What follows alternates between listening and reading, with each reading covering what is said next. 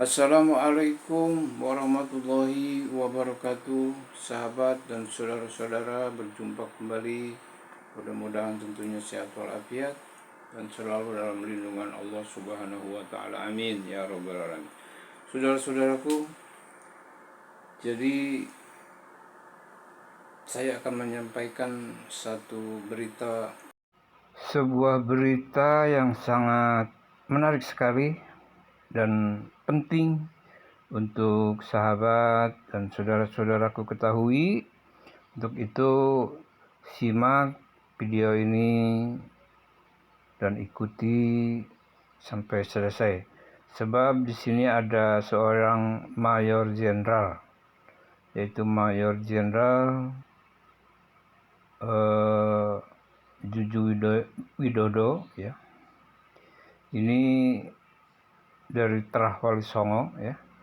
Dan beliau akan menceritakan atau menyampaikan mengapa Terah Wali Songo itu selalu ribut atau berselisih paham dengan Ba'alawi, ya.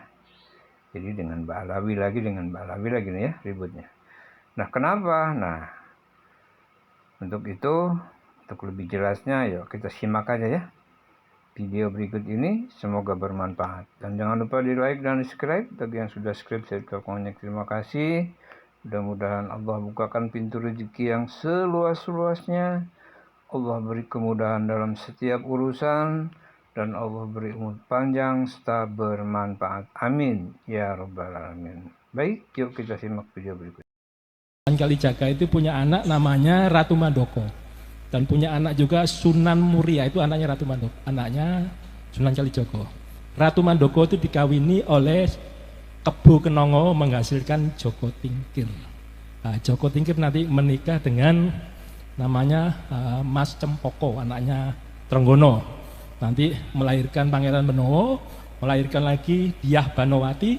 Diah Banowati nanti menikah silang dengan Sedo Kepiak atau dibilang Mas Jolang, atau Sultan Agung Hanyokrowati, nanti melahirkan anak Sultan Agung Hanyokrokusumo. Itu rangkaiannya keraton-keraton Jawa Tengah.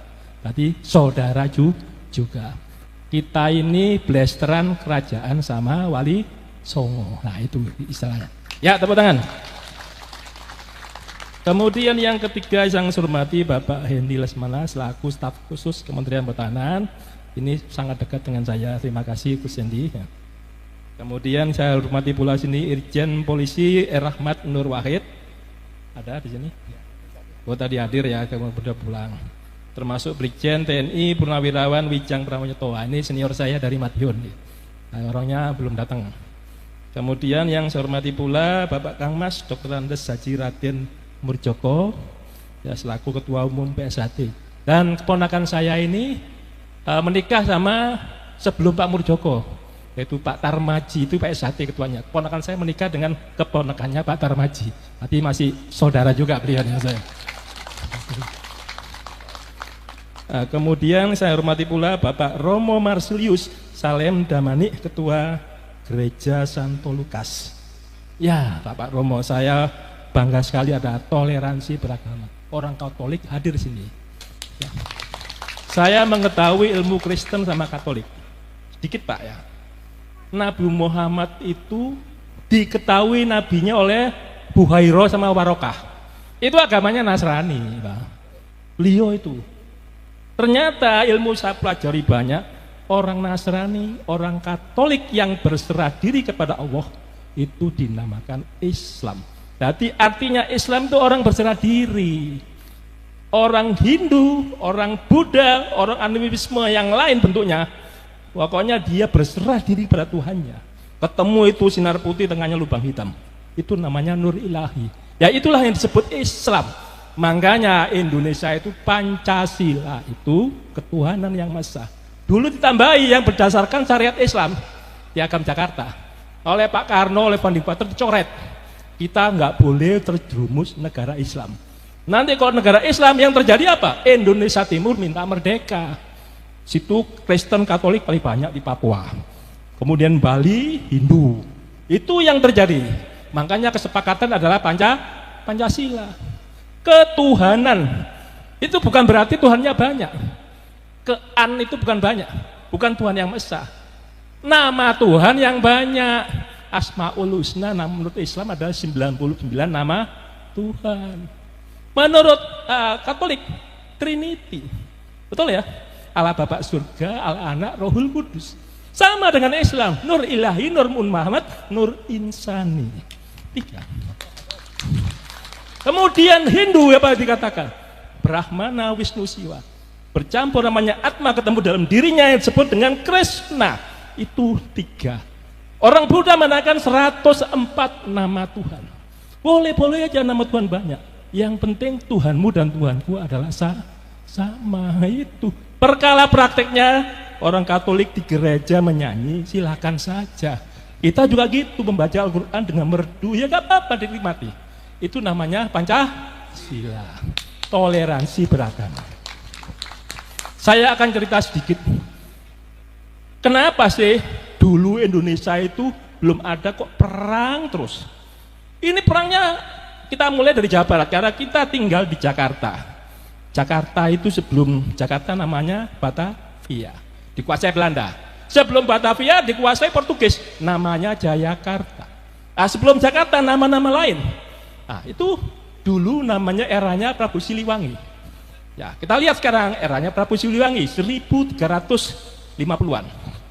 Ya. Kenapa Wali Songo sekarang ribut dengan Mbak Alawi? Ya, apakah betul Wali Songo itu nggak punya keturunan? Loh, keturunannya itu sekarang jumlahnya jutaan di Indonesia. Ribuan bahkan jutaan. Ingat, masa lalu kita itu yang melawan Belanda itu bukan tentara. Yang lawan ini pondok-pondok pesantren itu. Kenapa? Tentara keraton itu kalau rajanya ditekuk Belanda, langsung tentaranya nurut pada rajanya. Yang lawan, yang disengsarakan oleh Belanda pasti masyarakat paling bawah, yaitu masyarakat bawah dikendalikan oleh pondok pesantren ini. Pondok pesantren begitu Belanda membuat anyar sampai Pararukan, jalan tuh di Daendels itu melintas makam-makam leluhurnya Pangeran Diponegoro yang tiap hari didikirin, didatangi oleh umatnya, leluhurnya termasuk pengikutnya, itu digiles oleh Belanda tanpa izin. Marah nggak? Ya pasti marah. Terjadilah perang Jawa, perang Diponegoro 1825-1830. Nah, itu ceritanya. Nah, sekarang kita kembali lagi masalah Jakarta ini. Nah, Jakarta aja penting. Orang-orang dulu ngomong itu Salakanagara awal mulanya. Salakanagara mulai Dewa Warman meneruskan namanya Tarumanegara 328. Ya, Masehi ya, abad keempat Tarumanegara berdiri. Tarumanegara raja pertamanya Jayasingha Warman. Jayasingha Warman menurunkan Dharmaraya Warman. Dharmaraya Warman menurunkan Purnawarman. Istrinya orang Kutai. Ya, Kutai berarti bersatu sama Jawa Barat. Nah, ini saya ngomong Jawa Barat. Saya belum cerita Wali Songo ya, baru Purnawarman. Purnawarman nanti menelurkan lagi anak-anaknya. Semuanya Warman semua namanya. Yaitu ada Windu Warman, Indra Warman, Chandra Warman, masuk yang keenam ya Surya Warman. Ini mulai mendirikan kerajaan Galuh. Ya, Galuh yang munculnya di Cirebon. Surya Warman muncul lagi, anaknya Kertawarman, kemudian terus sampai terakhir raja ke-12 namanya Linggawarman. Ya, Linggawarman akhirnya berhentilah itu. Muncul kerajaan Sunda oleh Tarus Bawah pertama kali. Sunda Galuh mulai pisah ya. Mulai pisah, pecah. Begitu keturunannya nanti, begitu masuk Niskalawastu Kencana. Nah, ini belum Prabu Siliwangi. Niskalawastu Kencana ini mulai eranya dia itu eranya Raden Wijaya. Raja Wijaya di mana itu? Mojopahit. Mulai terjadilah Sunda dan Jawa Timur perang bubat. Dewi Pitaloka bunuh diri akhirnya. Sejak pasukannya datang untuk perkawinan nggak jadi, ternyata dibantai oleh rangkaiannya pasukannya Gajah Mada. Sehingga saat itu sebenarnya itu perkawinan silang itu menyatukan Jawa Barat, Jawa Timur. Tetapi tidak mau bersatu gara-gara peristiwa perang bubat. Ternyata Raden Wijaya itu bawanya bapak kandungnya Raden Wijaya, Majapahit itu namanya Jayadharma, adalah keturunan Siliwangi. Itu bapaknya. Siapa? Mandimina menikah dengan Parwati. Parwati adalah Kalingga. Yang Mandimina rangkaiannya Sunda Galuh. Itu rudanya Raden Wijaya. Ibunya Raden Wijaya namanya Lembutol, yang dibilang dia Wisnumurti. Dia Wisnumurti punya bapak Mahesa Cempaka. Mahesa Cempaka punya bapak Mahesa Wong Atleng. Mahesa Wong Atleng punya bapak namanya Kenaro. Ya ingat ya. Nah, itu rangkaian. Jadi Raden Wijaya ingin menyatukan. Akhirnya apa? Sebenarnya dia adalah pangeran, ibaratnya orang sah menjadi mempersatu kerajaan. Hampir bersatu itu saat itu. Akhirnya pecah. Sehingga yang ditunjuk oleh dia Pitaloka ini punya adik kecil, masih kecil, namanya Wastu Kencana tadi. Ya, Prabu Wastu Kencana. Prabu Wastu Kencana sekarang lihat besar jadi putra mahkota, dia jadikan Raja Galuh, Sunda Galuh. Dia menikah dengan Larasati, Larasukarti, Dewi Larasukarti, menghasilkan Kentreng Manik, yang nanti Kentreng Manik menghasilkan Susuk Tunggal. Susuk Tunggal punya anak Kentreng Manik. Kentreng Manik ini akan dinikahi oleh Prabu Siliwangi. Ya. Kemudian Wastu Kencana menikah lagi dengan anaknya patihnya Burosora yang dinamakan Dewa Kisnala. Ini yang punya anak Dewa Kisnala nih punya anak namanya Prabu Siliwangi. Dan ini Prabu Siliwangi sama Kentreng Manik itu saudara sepupu dinikahkan. Sementara Ki Gedeng Tapa, seorang yang berguru di Syekh Kuro di Karawang, ini menikah dengan Prabu Siliwangi, menghasilkan 3 orang anak namanya Walang Sungsang, Roro Santang, sama Kian Santang. Ini Roro Santang menikah dengan Raja Mesir yang berkelana masuk ke petani, namanya Raja Abdullah. Sehingga bapaknya Raja Abdullah ini Nurul Alam itu mengislamkan petani yang sekarang jadi pemberontak di Thailand Selatan. Itu keturunannya satu rangkaian dengan Sunan Gunung Jati, Syarif Hidayatullah. Dan punya saudara lagi Abdullah namanya di Ternate, yaitu Raja Ba'abula. Nah, itu rangkaiannya. Nah, kita kembali lagi ke Wastu Kencana. Dewa Kisnala punya anak Prabu Siliwangi. Nanti Prabu Siliwangi menikah juga namanya Dewi Ambet Asih, menghasilkan 3 orang yaitu Mandaka, kemudian Gagak Ampiar, baru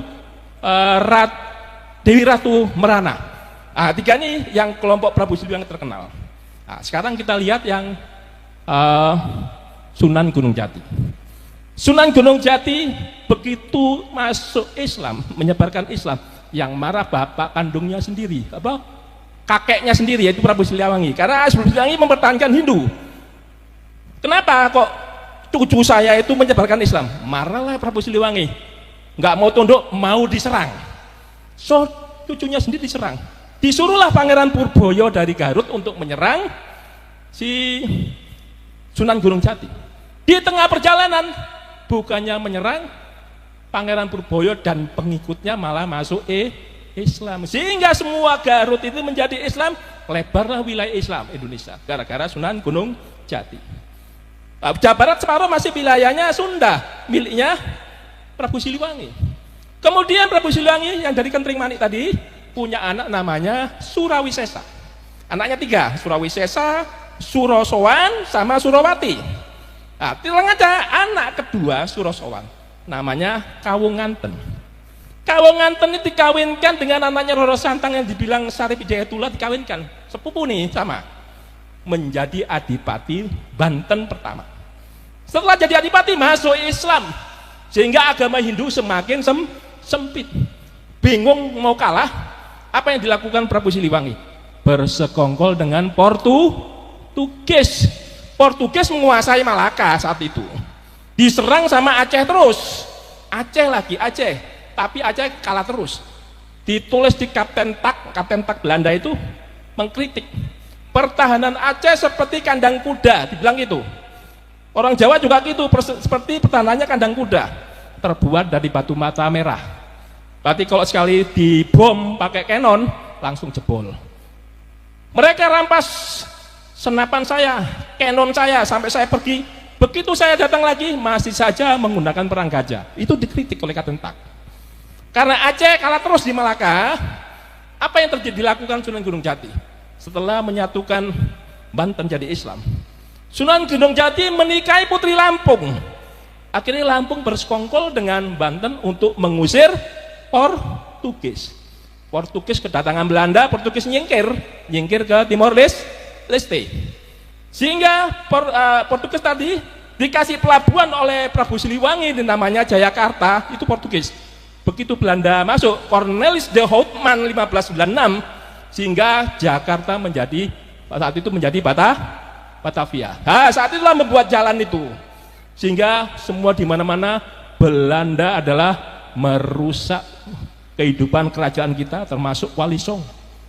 Nah, tapi perlu diingat, ketika orang Cirebon itu Galuh melawan Belanda, melawan Portugis, dia bersatu dengan kerajaan Jawa yaitu Joko Tingkir.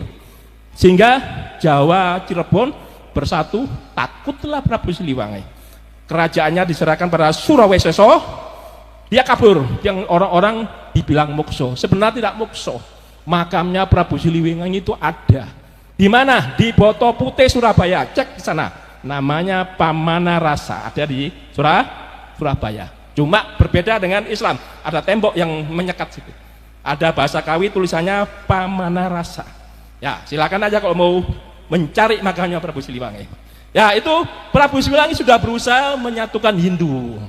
Ya sekarang dari Prabu Siliwangi tadi sudah ya, saya akan ceritakan dari Linggawarman tadi. Raja terakhir Tarumanegara diserang oleh Sriwijaya, abad ke-7 muncul. Lari Linggawarman jadi Tarus Bawah, pecah, kalah. Muncul namanya kerajaan Kalingga, yaitu Jepara. Itu Wasumurti, raja pertamanya, itu orang India. Putrinya perempuannya orang Jepara. Wasumurti diganti oleh Wasugeni, Wasugeni diganti oleh Wasudewa, Wasudewa diganti Wasukawi, kemudian Wasukawi diganti Kiratasinga, Kiratasinga diganti lagi Kartike Jasinga. Kartike Jasinga diserang lagi Sriwijaya, mundur ke Kediri, yaitu Kahuripan muncul kerajaan itu. Sejak di Kahuripan nanti kutukan siapa pejabat yang tidak ikhlas hatinya, tidak suci, masuk ke Kediri nanti akan jatuh. Gus Dur jatuh, Pak Karno jatuh gara-gara ke Kediri. Nah itu kutukannya Kartike Jasinga. Kartike Jasinga yang meninggal itu adalah suaminya Ratu Sima. Sehingga Ratu Sima yang menggantikan tangan besi dia. Ratu Sima punya anak namanya Sanaha. Nah, Sanaha menikah dengan Galuh, yaitu Cirebon, namanya Brontoseno. Melahirkan namanya Parwati. Parwati nanti menikah dengan Mandi Minyak, itu yang disebut rangkaiannya Raden Wijaya. Raden Wijaya Jawa Timur. Itu juga raja aslinya, putra mahkotanya Sunda. Coba kalau dulu bersatu menikah betulan, kalau gak diganggu kacamata. Bersatu Jawa Barat, Jawa Timur tuh. Sehingga sampai detik ini orang Jawa Barat ngomong kalau menikah orang Jawa Timur itu nggak cocok Sunda sama Jawa Timur. Kalau lakinya jadi Jawa Timur pasti lakinya kalah sama perempuannya. Ini cerita-cerita sampai legenda sampai sekarang. Jawa Barat, Sunda pasti itu. Sebenarnya saudara sama. Baik alang beratnya kalau kita kawin silang itu perlu. Ya tadi Parwati punya anak namanya Sanjaya, Raja Jawa Wangsa Sanjaya. Sanjaya diganti Panunggalan, Panunggalan diganti Panungkarung, Parung diganti Garung terakhir ya. Garung era Wangsa Sanjaya. Begitu masa Sailendra namanya Raja Pikatan bersatu dengan Sumatera. Kenapa? Pikatan menikah dengan Pramudawardhani, adik kandungnya Balaputra Dewa. Itu semua dua orang itu anaknya Sailendra bersatu. Makanya persatuan Pancasila itu tak gampang. Sudah dari leluhur kita itu ingin bersatu terus. Sejak Pikatan itu berdiri namanya Borobudur, bukti Hindu Buddha. Bhinneka Tunggal Ika Dharma Mangruwa. Walaupun berbeda-beda agama, tetapi tetap satu. Sekarang Dharma Mangruwa dibuang, mengikuti Pancasila sekarang. Bukan mengikuti Piagam Jakarta, ada berdasarkan syariat Islam. Jadi Pancasila betul. Dharma Mangguraya II, walaupun berbeda agama, etnis, suku dan sebagainya, itu menjadi satu Bhinneka Tunggal Ika. Dharma Mangguraya dipakai. Kalau dipakai, bahayanya apa ada? Orang Maluku mengatakan kita ini bangsa Alipuru, bukan bangsa Jawa. Mereka separatis. Orang Papua mengatakan kita bangsa Melanesia, Papua separatis. Bangsa Aceh, Arab, Eropa, Cina, Hindi, itu Aceh. Kita bukan Jawa, Jawa usir aja. Itu yang terjadi di seluruh perbatasan Indonesia. Makanya Dharma Mangguraya dibuang menjadi Bhinneka Tunggal Ika. Nah, itu ceritanya. Nah, kemudian kita lihat lagi Pikatan. Pikatan diganti Kayuwangi, Kayuwangi diganti Wawa, Wawa diganti Belaksa, Belaksa diganti Tulodong. Itu Wangsa Sai Endra. Tulodong dikudeta oleh patihnya yang bernama Empu Sendok. Empu Sendok bukan keturunan Sriwijaya, makanya terjadi peperangan. Menanglah Empu Sendok. Disebut Wangsa Isana karenanya anaknya Empu Sendok namanya Sri Makuta Sri Esana, dinamain Sri Esana. Sri Esana punya anak dua, yaitu Dharma Wangsa sama Mahendrata. Mahendrata dikawinin Raja Udayana Bali, menghasilkan Airlangga. Airlangga menikah dengan putrinya Dharma Wangsa, melahirkan Dewi Kilisuci yang tidak mau menikah. Orang Raja Airlangga itu raja kok, masa putrinya nggak mau menikah? Kalau nggak mau menikah, nggak punya keturunan, nanti penggantinya dia siapa? Bingung. Akhirnya Airlangga mengambil selir. Ketika itu ada pemberontakan Dyah Tulodong dari Tulungagung, itu keturunannya Sailendra, keturunan Tulodong itu. Akhirnya Airlangga menikah dengan keturunan Sriwijaya. Setelah menikah dengan Selir Sriwijaya, anaknya dua, Ma Panji Kerasakan sama Sri Samarawijaya. Ma Panji Kerasakan dua-duanya anaknya Airlangga tuh kepengen jadi raja dua-duanya, Raja Jawa Utara, Raja Jawa Selatan. Ya, yang dinamakan Jenggolo dan Panjalu. Yang saat ini masih gantian Presiden Indonesia. Ya, contohnya Pak Karno, Paku Buwono, keturunannya siapa itu? Nah, keturunannya Paku Buwono, Mataram II adalah Panjalu. Nah, ini gitu. Diganti Pak Harto, ternyata Ibu Tin. Butin ada Mataram 1, ada Mataram 2. Paling kuatnya dia Mataram 1. Butin dari Lirboyo Kediri. Jadi dari Jenggolo. Itu bergantian terus Indonesia. Mataram 1, Mataram 2, Mataram 1, Mataram 2. Selalu. Ya, aku cerita lagi nanti Ma Panji Kerasakan sama Sri Samarawijaya punya cucu namanya Kirana, satunya Wajat Rawah. Perang terus dia. Sama-sama keturunan Airlangga, sama-sama Sriwijaya, sama-sama rangkaiannya Empu Sendok. Saudara kan? Kok terjadi perang? Rebutan kekuasaan. Akhirnya dimenangkan oleh Wajat Rawah yang menghasilkan anak. Wajat Rawah menikah dengan keturunannya Sri Samarawijaya, menghasilkan Kameswara I. Kameswara I digantikan Joyoboyo, Joyoboyo digantikan Koncadipa, Koncadipa digantikan Sarmawaro I, Sarmawaro I diganti Kameswara II, terakhir menjadi Kertajaya 1222. Kertajaya ini dihancurkan oleh Kenarok Panjalu, Kertajaya Jenggolo. Jadi Jenggolonya kalah, Panjalu menang. Kenarok ini menggulingkan Tunggul Metung.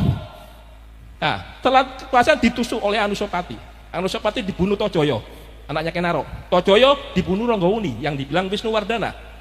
Begitu anaknya Maesa Wong Teleng, Maesa Cepaka nggak dibunuh karena ibunya sama Kendedes. Sudah berhenti. 7 orang yang mati itu sudah selesai.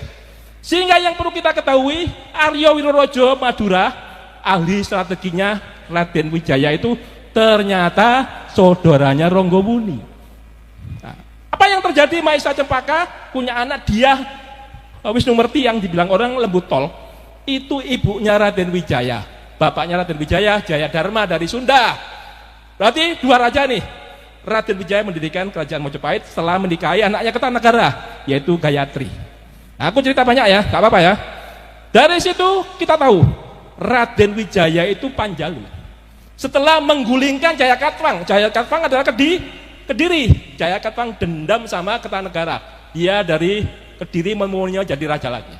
Menjadi raja betul.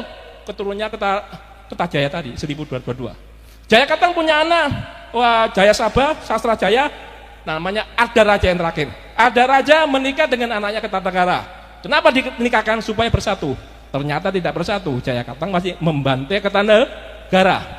Jayakatwang nanti dihukum oleh Raden Wijaya menggunakan tentara Tartar yang Mengki telinganya dipotong oleh Kertanegara. Tartarnya marah, aku belekan itu, mengirim 1 batalion Sibi, Ikimese sama Mengki. Nah ini 3 orang, satu kompi Cina, 2 kompi Mongolia. Nah, ditipu setelah masuk ke hutan. Mereka setelah menang di Jayakatwang ya, masuk hutan dikasih hadiah tapi nggak bawa senjata.